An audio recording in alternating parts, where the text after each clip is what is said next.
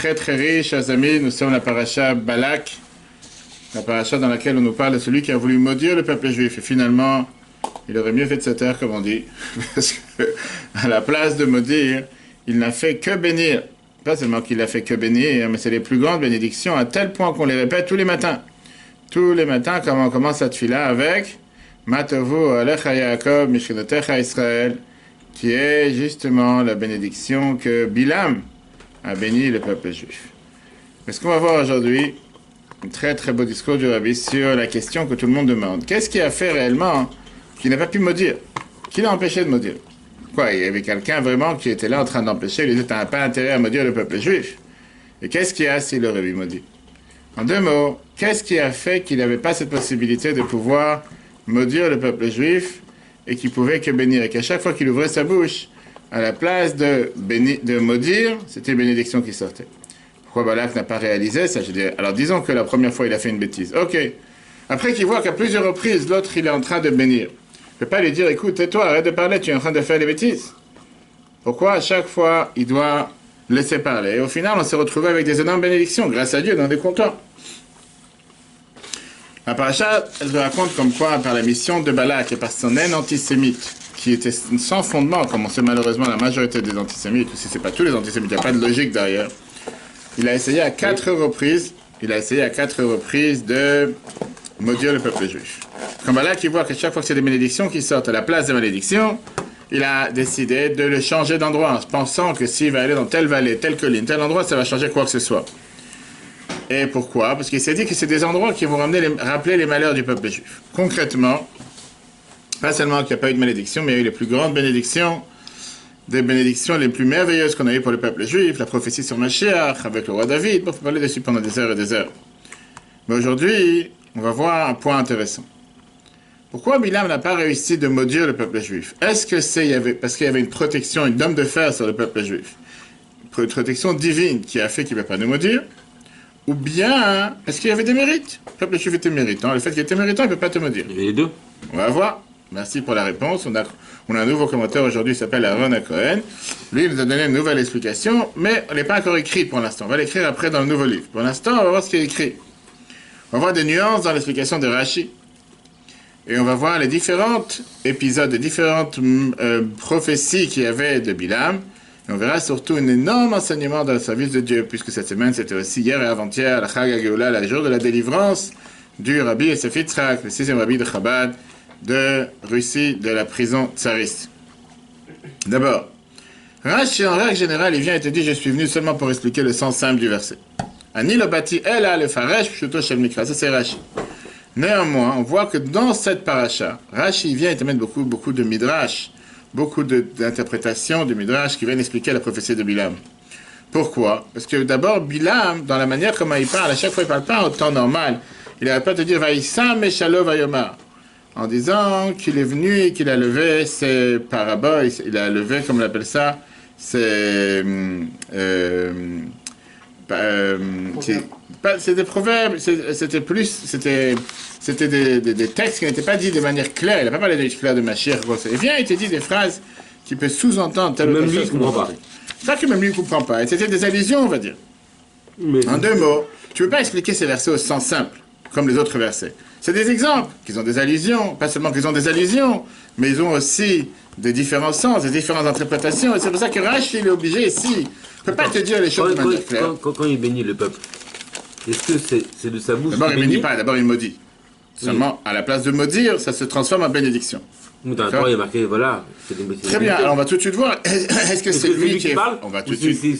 C'est Hachem qui a le contrôle de sa bouche. On va tout de suite voir. Est-ce que c'est lui qui a envie de dire les bénédictions, ou bien que lui, il s'apprêtait à dire des malédictions, et à la place de dire une malédiction, c'est une bénédiction, ou bien on va voir une autre explication. Ça se peut que ce qu'il disait, c'était réellement une malédiction.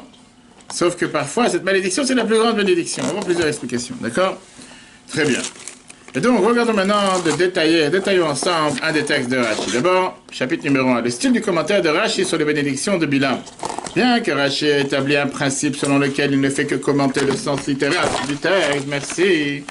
Néanmoins, son commentaire sur les prophéties de Bilam est différent. Il y apporte de nombreux commentaires de sages, car le texte affirme clairement qu'il s'agit de paraboles.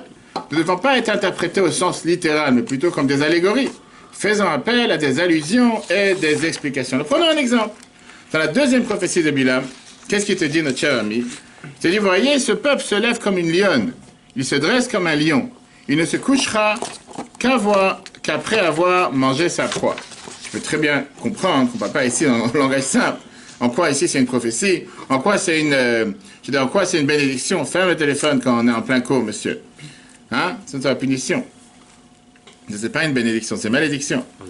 En plus qu'il est déjà tombé par terre. Qu'est-ce que ça veut dire? Lion, lionne. De quoi tu parles ici? Tu ne veux pas dire les choses claires. Tu veux parler du peuple juif. Parle du peuple juif. Pourquoi tu dois parler ici d'une manière interprétée? Et ça, c'est un des exemples. Rashi, il est obligé de t'expliquer de quel lion on parle. De quel lion on parle? Regarde, Rashi, il te dit, ce peuple se lève comme une lionne, comme il se lève, quand il se lève le matin après avoir dormi. Il se renforce comme une lionne et un lion pour saisir les mitzvot. On ne va pas maintenant dans les détails de la différence du lion et de la lionne, on va voir ça une autre fois. Et il revêtit le talit, lit le schéma, et met le tefillin. Qu'est-ce que ça veut dire? Il ne se couchera pas, comme on a dit dans le texte.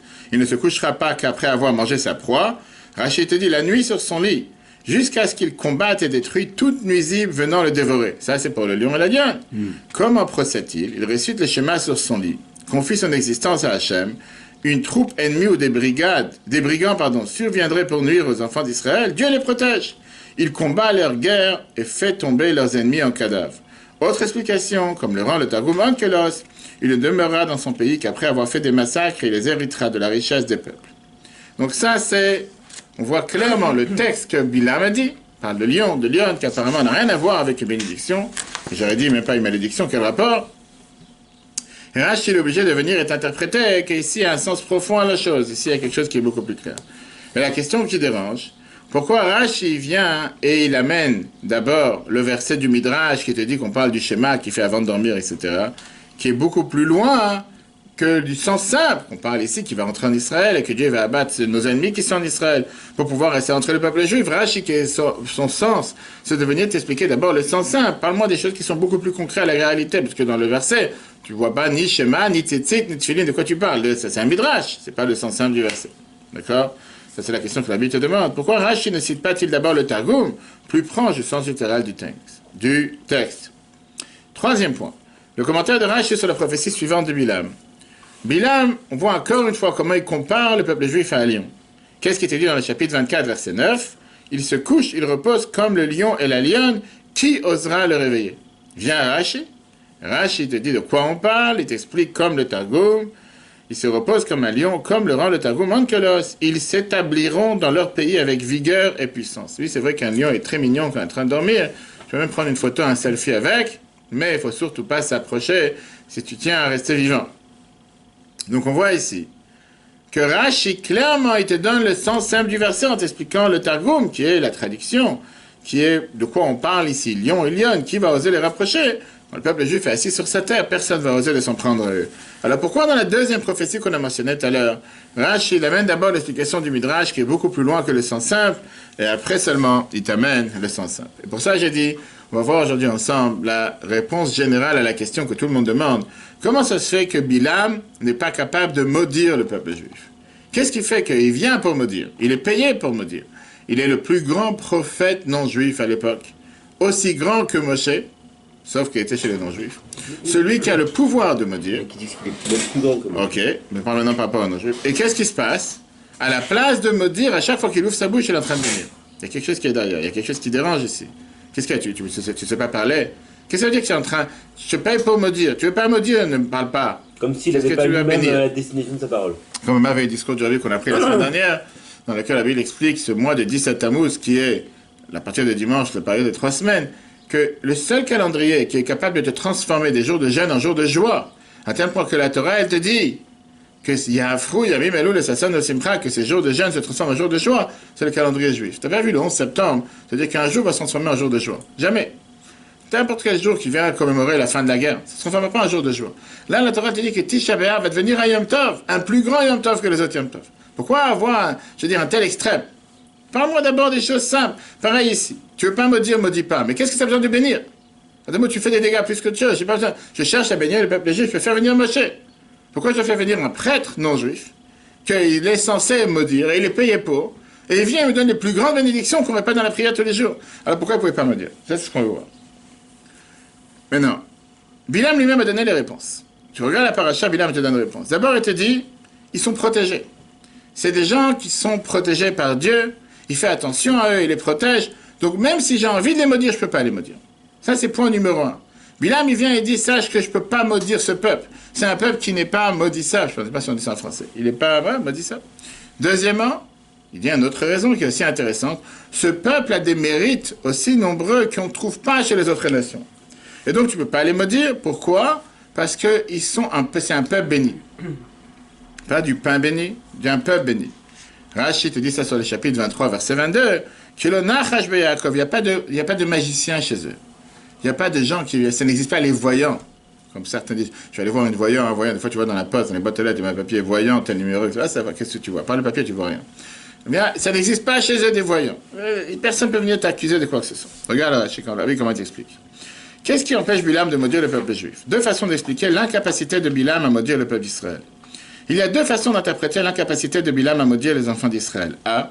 Il ne peut les maudire ni leur causer aucun tort, car ils sont chers aux yeux de Dieu, qui les surveille et les protège. 2. Ils ont de nombreuses qualités, de nombreux mérites que les autres nations n'ont-ils pas. Ils méritent donc la bénédiction, comme Rachid dit dans le chapitre 23, verset 23. Là, on va voir la différence entre la première prophétie de Bilam et la deuxième prophétie. Puisqu'on a eu plusieurs prophéties, puisque chaque paragraphe de la paracha de cette semaine, c'est littéralement des bénédictions qu'il donne. Dans la première prophétie, qu'est-ce qu'il dit? Il dit la phrase suivante, tu l'as dans le côté droite, côté gauche en bas, la différence entre la première et la seconde prophétie de Bilam. Ma ekov lo kabokel ma ezom le zaham Hashem. Comment maudirais-je celui que Dieu n'a pas maudit? Comment menacerais-je quand Dieu est sans colère? Ça veut dire que d'après la première explication, je ne peux pas les maudire parce que Dieu il ne veut pas les maudire. Moi, je suis la personne au nom de Dieu, je parle au nom de Dieu, je suis un prophète. Et donc, puisqu'ils sont tellement admirables aux yeux de Dieu, je ne peux pas les maudire. Ça, c'est la l'explication qu'on a vue tout à l'heure. Alors que quand tu parles de sa deuxième prophétie, là, il dit dans le verset 23, chapitre 23, verset 20, « Oui, j'ai reçu une mission de bénir. Il a béni, je ne peux le dédire. » Qui veut dire en hébreu, « Berach lakati ou berach volashivena. » Dieu, il a déjà béni le peuple juif. Ils ont des qualités particulières. On parle bien sûr par rapport à la deuxième explication qu'on a dit tout à l'heure, qui est le fait que c'est un peuple béni, je ne peux pas les maudire. Différentes explications. Maintenant, regardons la suite de ces prophéties. Dans la première prophétie, il te dit quoi? Qu'est-ce que ça veut dire, Merosh Turimenu? Car je le vois du sommet des roches. Viens Rashi. Rashi te dit, j'observe leur origine et le début de leurs racines, et je les vois assis sur des bases solides comme des roches et des collines grâce à leurs patriarches et à leurs matriarches. Ça, c'est ce qui est Merosh Turimenu. Ça veut dire qu'ils ont ici une protection d'où ils viennent, ce peuple. Tu vois, ils sont inclassables. On voit, on a vu à travers 3000 ans d'histoire, avec tous les programmes, et tous les massacres. Le peuple juif n'a pas disparu de la planète. Ça a des grands empires, l'Égypte, l'empire grec, Rome, qui étaient les plus puissants du monde. Et qu'aujourd'hui, sur Wikipédia, ils ont une demi-page, et encore, peut-être d'une page entière, c'est envie. Dans la deuxième prophétie, il dit une autre chose. Loïbit Aven Be Yaakov, chapitre 23, verset 21. Il n'aperçoit pas d'indiquer en Yaakov, etc. Comme le rend le Targum. Qu'est-ce qu'il dit dans le Targum? Onkelos, il n'y a pas d'idolâtrie chez Yaakov. Et il te dit une autre explication, Rashi, une autre explication. Ce verset peut être expliqué que par ce beau midrash. Dieu n'aperçoit pas les iniquités de Yaakov lorsqu'il transgresse ses commandements. Il n'approfondit pas minutieusement leurs mensonges et leurs infractions à sa loi. Qu'est-ce que veut dire ces deux différentes explications? Ça veut dire que Rashi ici commence d'abord avec l'interprétation du Targum, qui est la traduction d'Onkelos, dans laquelle il n'y a pas d'idolâtrie chez Yaakov. Parce que ça va à faire avec la deuxième prophétie, dans laquelle on parle des qualités qu'il y a chez le peuple juif. Néanmoins, il ne suffit pas avec une explication, il amène du deuxième, parce qu'il veut te dire comment c'est un peuple qui est chéri aux yeux de Dieu, que Dieu ne fait pas attention à leurs fautes. Et donc c'est la différence entre ces deux prophéties, soit dans leur sens, soit dans leur manière, comment ils les expriment, mais quand on rentre dans les détails, on voit qu'on parle plus ou moins des mêmes choses. Si on récapitule, deux raisons logiques pourquoi il ne peut pas maudire ce peuple. D'abord, c'est un peuple qui est protégé par nature, par Dieu, et à part ça, le fait qu'il est protégé par Dieu, c'est un peuple qui a des propres bienfaits, des propres qualités. Alors maintenant, on regarde la différence. Quelle différence entre Rashi et sa source dans le Midrash? Dans le Midrash Tanchuma, Balak, chapitre 14, étudie la phrase suivante. On a parlé du lion et de la lionne. Ce peuple se lève comme une lionne et se dresse comme un lion. Aucune nation ne leur ressemble. Ils s'endorment de la pratique des Torah et des mitzvot. Et dès qu'ils se réveillent de leur sommeil, ils se tiennent comme des lions, ils saisissent la lecture du chemin et courent en Dieu. Viens, Rashi te dit, viens, ça c'est le Rashi qui t'explique ce détail. Il ne se couchera qu'après avoir mangé sa proie. Lorsqu'un juif affirme, Dieu est un, les nuisibles se consument devant lui, il chuchote, béni soit-il le nom de l'honneur de sa royauté à jamais, Baruch Shem Kod Malchuto L'Olam Va'ed, qu'on dit tous les jours, et s'enfuit. Par le mérite de la lecture du schéma du soir, il est transféré des gardiens du jour aux gardiens de la nuit, et en s'endormant, il remet son esprit à Dieu en affirmant « Je confie mon esprit entre tes mains », puis en se réveillant, il couronne Dieu, alors les gardiens de la nuit le transmettent aux gardiens du jour. Si on fait attention à la différence de comment Rashi a répété le Midrash, on va voir deux grandes différences. D'abord, Rashi te dit que ce juif, il dévore et il mange, et il va manger et dévorer n'importe quel prédateur qui vient lui faire du mal, par les mitzvot. Ça, c'est quelque chose que Rashi dit. Dans le Midrash, c'est pas écrit. Deuxièmement, le Midrash, il mentionne seulement une mitzvah, la mitzvah de dire le Shema, alors que Rashi te mentionne trois mitzvot, les tzitzit, le Shema et les tfilin. Troisièmement, Rashi, il enlève les paroles du Midrash qui étaient là pour te dire que le peuple juif, il dorme de la Torah et des mitzvot, qui veut dire comme s'ils se sont endormis, ils ont oublié ce qu'ils devaient faire, parce que c'est pas pour leur honneur. Rashi veut parler ici l'honneur du peuple juif. Quatrièmement, Rashi vient et t'amène une différence par rapport au Midrash en te disant que ici le peuple juif, il cherche à avancer et il cherche à attraper toutes les mitzvot, alors que le Midrash n'a pas parlé de toutes les mitzvot. Regarde dans le texte. Récapitulatif des différences entre les approches de Rashi et du Midrash. Dans l'idée générale, Rashi te dit la qualité des actions du peuple juif. Le Midrash te parle de la qualité de la protection divine sur Israël. Protection des nuisibles, Rashi te dit c'est produite par l'effort humain, alors que le Midrash te dit que c'est produite par la bénédiction divine. Dans le nombre de mitzvot à saisir, Rashi te dit 3 mitzvot, Tfilin, Shema et Tzitzit, alors que dans le Midrash, la lecture du Shema. Dans le type du sommeil, Rashi te dit c'est une incapacité physique d'agir, alors que le Midrash te dit c'est un sommeil et une inaction spirituelle, pas physique. Et enfin, le rôle du chemin du matin, Rashi s'est saisi de toutes les mitzvot, alors le Midrash te dit qu'on se saisit seulement du joug divin uniquement. Et ça, c'est la différence, base différence entre Rashi et le Midrash. Le Midrash, il vient te dire qu'ici, quand on parle qu'ils dorment, on parle d'un sommeil spirituel. Ça veut dire qu'ils ne sont pas réveillés à la Torah et aux mitzvot. Le veille du sommeil, ça veut dire qu'ils ont décidé de se prendre en main et commencer à faire Torah et mitzvot, qu'on accepte sur soi les jougs de Dieu. Rashi ne te parle pas maintenant de choses spirituelles, je veux dire des choses qui sont mystiques. Il te dit non, se réveiller, on parle se réveiller le matin. On parle pas seulement, c'est-à-dire, il te dit qu'est-ce que ça veut dire se réveiller. C'est pas qu'on est en train de dormir matériellement dans laquelle on ne peut pas faire les mitzvot. Quand on dort, on ne peut pas les faire. Dès qu'on se réveille, on peut les faire. Donc dès qu'on se réveille le matin, la première des choses, on attrape toutes les possibilités qu'on a pour faire toutes les mitzvot qu'on ne pouvait pas faire quand on est en train de dormir. En train de dormir, on ne peut pas mettre les tefillin, on ne peut pas mettre les tzitzit, on ne peut pas faire les schémas. Une fois qu'on s'est réveillé, on peut le faire. En deux mots, d'après Rashi, la deuxième prophétie de Bilam s'accentue et s'appuie essentiellement sur le mérite du peuple juif. Le fait qu'ils ont ces protections, ils prennent ces vitamines qui sont les mitzvot, et grâce à ça, ils sont protégés. Et donc, par rapport à Rashi, c'est tout à fait normal que Bilam ne peut pas parler de leurs défauts. Il n'y a pas de défaut ici, puisqu'au contraire, si on devrait montrer leurs défauts, comment c'est possible que dès qu'ils se réveillent le matin, ils cherchent à faire la Torah et les mitzvot? Donc Rashi parle plutôt sur ce qu'ils sont capables de faire, sur leur mérite, pas la protection qu'ils sont protégés de toute façon par Dieu, comme le Midrash vient de dire. Quelle est la différence entre la manière des mitzvot qui sont faits par Rashi et par le Midrash? En deux mots, Rashi, d'abord, il emploie le mot lachtov qui veut dire attraper. Attraper, on ne parle pas ici, on parle de celui qui cherche à saisir. C'est pas juste de faire une mitzvah. En général, quand tu dis de faire une mitzvah, je fais une mitzvah. C'est mignon, c'est gentil. Là, on te dit d'attraper, comme si tu es en train d'attraper quelque chose que tu aimes énormément. Tu vas dévorer quelque chose. Tu aimes la glace, tu aimes un gâteau, et quoi que ce soit. Et donc, c'est pour ça que, pas seulement tu prends cette mitzvah, mais tu l'attrapes. Après, le Midrash, servir Dieu d'une manière de saisir. On parle ici d'une particularité du peuple juif, qui est seulement par rapport, quand on parle de Shema. Shema, c'est pourquoi? Parce que c'est couronner Dieu à nouveau. Shema, Israël, Hashem, Elokeinu, Hashem, Echad, le jour de Dieu, etc. Les autres méthodes, j'ai pas besoin d'attraper. Tu peux mettre les tefillin, oui, c'est bien de les mettre le matin. Tu n'as pas mis les tefillin le matin, tu peux les mettre toute la journée, sur le coucher du soleil. Pareil pour les tzitzit. Donc en général, j'ai pas besoin d'attraper toutes ces méthodes. Je pas besoin de les saisir. Je les fais tranquillement.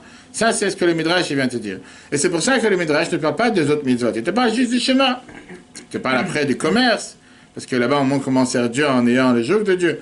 Mais il ne vient pas te parler des autres mitzvot. Les autres mitzvot, j'ai besoin de les faire en attrapant. Rashi te dit non. Après, j'ai dormi toute une nuit. J'ai pas fait les mitzvot parce que je pouvais pas les faire en train de dormir. Je me réveille le matin, je cherche à attraper les mitzvot, je cherche à dévorer la journée, plein d'énergie. Pas seulement en faire une, mais j'attrape encore une mitzvah, faire les chemins, encore une mitzvah, mettre des tefilines, encore une mitzvah, je mets le talit. J'essaie d'attraper ce que je peux. Et pareil dans toute la journée, toute la journée, puisque Dieu me donne la santé, me donne la vie, me donne la possibilité de respirer, d'agir. Automatiquement, j'ai la possibilité de dévorer ces mitzvot. Ah, mais disons, si je pourrais. D'ailleurs, on sait très bien la fameuse phrase qui a dit mitzvah, bal et yada, altaf mitzen.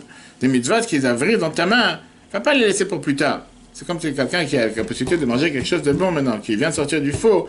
Bon, je vais me retenir jusqu'à ce soir. Il va manger tout de suite. Exactement la même chose avec les mitzvot. Regarde dans le texte. La qualité des enfants d'Israël qui saisissent les mitzvot.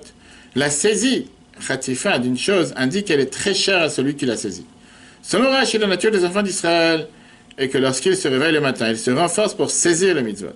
Il ne se suffit pas de saisir une seule mitzvah, mais ils saisissent encore une mitzvah. La lecture du schéma et encore une mitzvah de tefilin, cela continue toute la journée dans l'accomplissement des mitzvot de Dieu. Comme j'ai dit tout à l'heure, hier et avant-hier, c'était un jour particulier. À 94 ans, leur vie précédente est sorti de prison, des prisons tsaristes. Pas parce qu'il vendait de la drogue ou parce qu'il a fait, je sais pas, des fraudes fiscales, mais parce qu'il propageait le judaïsme. À l'époque, on savait que la meilleure manière d'abattre le judaïsme, c'était d'abattre tout celui qui était en rapport avec Schneerson, ou tout celui qui était sous la direction de Schneerson, qui appartenait au clan Schneerson. Le rabbi précédent, exactement. Sauf que ça leur a mis du temps pour pouvoir mettre la main sur lui, tous les émissaires qu'il a envoyés, combien ils se sont fait fusiller avec une balle dans la tête. C'est ce qu'ils l'ont mis en prison. C'est son famille, bien sûr. Depuis 6 générations, Rabbi s'est fait ça, bien sûr. Et, grâce à Dieu, après 3 semaines et demie en prison, il est sorti. Il a montré, même en étant en prison, comme on a parlé hier dans le cours qu'on peut voir sur l'application Etora, qu'une fois, un des interrogatoires, il est venu avec un revolver sur la table en disant que cet objet a déjà fait parler plus d'une personne. Donc, mieux que tu répondes aux questions, parce qu'il voulait savoir où sont les yeshivot, où sont les écoles souterraines, les mikvahs, tout ce qu'ils devaient construire, où sont les émissaires. Le président qui le regarde en lui disant, ce jouet peut faire peur à celui qui a un Dieu, qui a un monde et 2 dieux. Celui qui a un Dieu et 2 mondes n'a pas peur d'un jeu pareil. Et l'autre, il appelle, il a laissé le revers sur la table. Et tellement d'histoires comme ça qu'on peut écouter dans ses propres mémoires, comment à chaque fois il a été sauvé. Et à chaque fois, il leur a montré comment c'était une personne contre 180 millions de personnes. Puisque tout le monde savait que si jamais Dieu nous en préserve, ils auraient fait du mal. Au départ, il y avait la condamnation, c'était la peine de mort, peine capitale. Il a été sauvé après avec 10 ans en Sibérie, après ça a été 3 ans en exil. Et après, il a passé 3 semaines et demie en prison, il a été sauvé. Même en allant à la gare, où des milliers de personnes sont venues se séparer de lui, pour lui dire au revoir, on ne savait pas si on allait le revoir vivant. Il a dit qu'il faut savoir, ça c'est seulement nos corps qui vont en exil. Notre âme n'est jamais en exil. C'est quelqu'un qui a tenu tête à ce qu'on appelle l'État, aux communistes. L'année précédent, quel est le lien? Parce que chaque année, la paracha Balak tombe la semaine du 12 Kislev, du 12 Tammuz, pardon. Le jour où il a été libéré de prison parce qu'il a propagé le judaïsme. On va voir comment on était leur saisir une mitzvah. Saisir une mitzvah, ça veut dire j'agis plus haut que la logique. Oui, logiquement parlant, il n'y a rien à faire en cinéma. Clairement, quand tu as affaire avec des gens qui te regardent avec des yeux tordus, ou je sais pas, des pensées tordues, on va savoir qu'ils sont tellement à l'ouest pour certaines personnes. Tu dis, tu sais quoi, tu viens à Saint-Mandé, comme quelqu'un m'a dit, tu sais, c'est la vie est belle. Tu as tout ce qu'il faut à la maison, tu as tout ce qu'il faut en bas de chez toi, ou n'importe quel autre endroit, il y a des communautés organisées, et automatiquement, tout va bien. Tu as des gens qui sont perdus à Saint-Mandé aussi. J'ai pas dit le contraire. Plein. Je suis d'accord. Dans le service de Dieu, ça monte, servir Dieu avec Messirut Nefesh. Quand la Bible expliquait Messirut Nefesh, une abnégation de soi. À l'époque, ça voulait dire se faire fusiller avec une balle dans la tête. Parce que tu mets les tefilines, parce que tu fais Shabbat, une femme qui allait au mikveh dans la nuit. Ça, c'est ce qui se passait avec nos frères et sœurs en Russie jusqu'en 1990. C'était tellement dangereux jusqu'à la fin des années 80. Alors que là, aujourd'hui, on ne te demande pas de faire Messirut Nefesh, de donner ton âme, de se faire tuer pour faire une mitzvah. Ça n'existe plus. Même en Afghanistan, il n'y a pas un pays dans le monde aujourd'hui où un juif ne peut pas faire la Torah et les mitzvot. Ouvertement, tu peux. Par contre, aujourd'hui, ce qu'on te demande, un don de soi, c'est Messirat Aratzon. Donner ta volonté. Oui, savoir mettre ta volonté de côté et faire ce que Dieu attend de toi. Oui, aujourd'hui, je suis fatigué, j'ai envie d'aller dormir. J'ai pas envie de me lever, j'ai pas envie de prier, j'ai pas envie d'apprendre, j'ai pas envie de venir au cours à 13h. En plus, quelqu'un qui est sur le téléphone tout le cours. Pas celui qui est en face de moi. Mais tu te dis, tu sais quoi, faut faire ce que tu veux. Faut faire ce qu'il faut faire. Faut faire ce que Dieu attend de toi. C'est ce qu'on voit dans le Pirkei Avot. Savoir annuler ta volonté face à sa volonté. Si dans la vie, on devrait tous faire ce qu'on veut et pas ce qu'il faut, le monde n'aurait pas été là. Et donc ça, c'est pour ça que Rashi tombe ici le mot khatifa, qui veut dire saisir. Parce que c'est la manière d'agir, et comme ça qu'il a réussi à monter ce réseau souterrain de 600 écoles, chadarim, yeshivot, synagogues, mikvaot, alors que le communiste venait pour boucher un mikveh avec du ciment, il ouvrait un autre. Il tuait un émissaire qu'il a envoyé, il envoyait un autre à sa place. C'était un combat pour faire en sorte que le judaïsme devait agir et résister coûte que coûte, c'est la raison, et la preuve elle est qu'il a réussi. puisque jusqu'en 90, il y a toujours eu ce judaïsme souterrain en Russie. Aujourd'hui, c'est un des pays où il y a le plus d'institutions juives, des centaines de milliers d'enfants, des centaines de Beth Chabad et d'écoles. Tout ça, c'était grâce à son don de soi qui a donné sa vie pour pouvoir, et ça aussi c'est une bénédiction qui a été grâce au travail de la vie précédente, qu'il n'y a pas dans les autres endroits. Il n'y a pas autant de riches juifs. Oligarques. Exact, mais il y en a en cinéma. Et ça, c'est ce que la vie précédente a demandé dans ses émissaires. Et tout celui qui va dans ce chemin. Ils vont pas du pétrole, moi. Que quand aujourd'hui on a la possibilité de pouvoir, servir Dieu de manière totalement libre, on ne doit pas se dire, bon, la vie est belle. D'abord, je vais faire mes rendez-vous. D'abord, je vais aller en vacances. D'abord, je vais me reposer. S'il me reste du temps ce soir, je vais mettre une 2 minutes. Fais la même chose. On va bien rappeler à chaque fois que quand les Juifs étaient sous tension, avec des difficultés, ils faisaient tout pour donner leur vie. Aujourd'hui, que tu es en Amérique, tu es arrivé sur le bon pays, soi-disant le paradis sur terre. Tout d'un coup, tu te permets de dire, bon, c'est pas grave, je vais faire plus tard. Shabbat, c'est pas obligé. Dis-toi que dans les moments où tu étais prêt à donner ta vie pour pouvoir le faire, aujourd'hui, tu n'as pas besoin de ça. Fais un effort.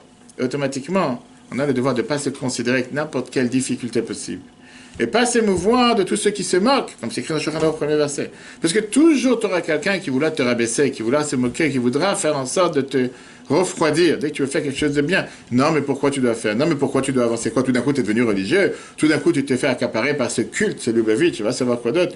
Tu auras toujours quelqu'un que dès que tu vois que tu veux aller en avant, tu veux faire une mitzvah, tu veux faire la tzaka, tu veux faire une prière, tu veux mettre des tefillin. Laisse tomber, c'est pas pour toi. Depuis quand tu es religieux? Laisse-toi tranquille.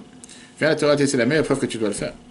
Parce que c'est jamais ces gens-là qui vont venir te refroidir quand tu dois aller au cinéma, quand tu dois aller voir un film, quand tu dois aller à la plage. Pas te dire, laisse tomber, t'es fatigué, il pleut aujourd'hui. Parce qu'ils savent que ça, c'est ce que tu dois faire sortir, puisque c'est ce que tu dois faire, ils vont tout faire pour t'empêcher. Le lien avec le 12 Tammuz, la libération de Rabbi Yosef Yitzhak. Le lien avec le style du travail de Rabbi Yosef Yitzhak et de ceux qui le suivent. Le don de soi pour saisir chaque mitzvah. La saisie est une action qui ne suit pas l'ordre établi. Dans le service divin, elle indique un service qui transcende l'esprit, le don de soi. C'est de cette manière que mon honorable beau-père, le Rabbi, a accompli un énorme travail dans ce pays, la Russie. Et c'est ainsi qu'il forma ses élèves et ses chassidim. Un service du don de soi concret, et pas que pour des sujets fondamentaux du judaïsme, mais aussi sur chaque mitzvah, légère ou grave. Il inculquera ses pouvoirs et ses émissaires et à ceux qui suivent ses chemins, de faire en sorte que le service divin de saisir les mitzvot soit également présent chez eux jusqu'à la venue de Mashiach. Comme l'Arbi dit, mais c'est autre nefesh que l'Arbi précédent il avait, c'était soit pour aller construire un mikvé, soutenir un mikvé ou une école, ou soit pour aller apprendre avec un enfant la lettre Aleph-Bet. Apparemment quelque chose de banal, tu aurais pu ne pas donner ta vie pour ça.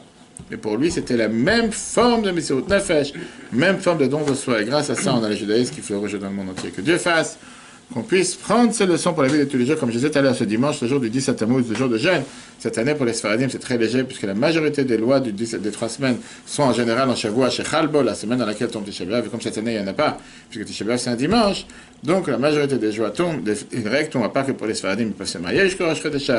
Pas que pour les Sfaradim, il y a beaucoup de choses qui sont beaucoup plus légères que pour les Ashkenaz, mais que Dieu fasse que cette période de 3 semaines se transforme en jour de joie, comme Rabbi Akiva, la Gemara qui nous raconte, quand il a vu ce renard sortir du temple, ses 3 amis étaient en train de pleurer, lui il était en train de rire. Il a dit, pourquoi tu rigoles? Comment c'est possible? Il a dit la fameuse explication qu'on répète tous les ans, que puisque la première moitié de la prophétie s'est accomplie, la deuxième va s'accomplir, qui veut dire il y a 2 manières de voir les choses. Tu peux regarder la destruction comme une destruction, tu peux regarder la destruction comme une construction. Que Dieu fasse que ça se transforme réellement en jour de joie. Le cours en replay sur l'application eTorah sur Google et Apple. Très bonne journée à tous et à la semaine prochaine.